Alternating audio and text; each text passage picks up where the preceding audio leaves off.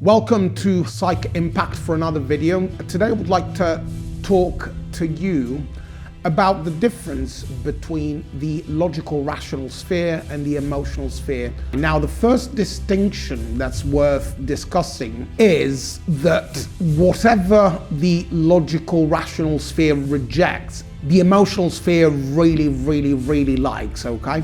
And why is this important when it comes to psychological manipulation? Because the greatest manipulators instinctively understand this principle. So what you want to know is that things like tastes, likes and dislikes, pleasant, unpleasant, all these categories that we normally use in sort of day-to-day language are, for the most part, logical, rational categorizations. Now, anytime we're talking about, well, I like a chocolate ice cream, without you realizing what you're expressing is a logical, rational preference. If I want to manipulate you, if I want to trigger you emotionally, I'm gonna go and get you the type of ice cream that you don't like. The emotional sphere is a lot more powerful than the logical, rational sphere.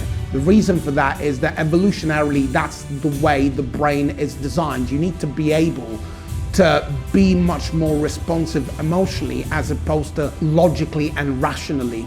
In the brain, whatever makes up the logical rational sphere is tiny compared to what makes up the emotional part of the brain. So we're talking about the limbic system, and we're talking about the amygdala. These structures have evolved over thousands of years to give you a very fast response to any adverse event or situation.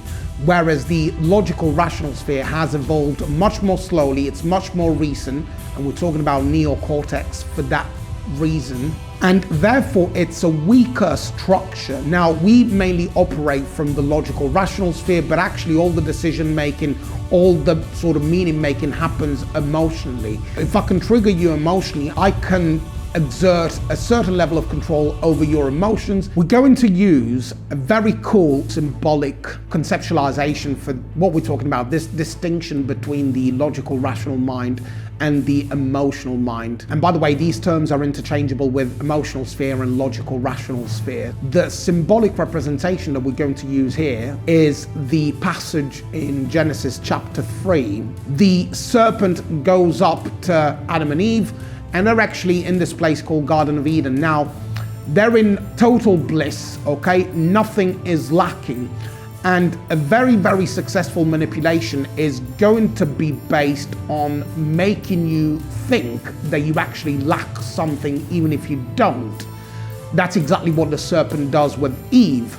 There's a very famous Latin rendition of this, which is eretis sicut Dei, which means you'll be as gods. Now, this is really important because the level of communication that the serpent uses gets Eve, in this case, to focus on what's lacking. You'll be as gods. Bear in mind, the serpent didn't say you'll be gods. The serpent says you'll be as gods. So what he's doing is triggering Eve emotionally, and the serpent is getting Eve and Adam to focus on what's lacking. And this is going to be really important when it comes to emotional manipulation. This is something completely actionable.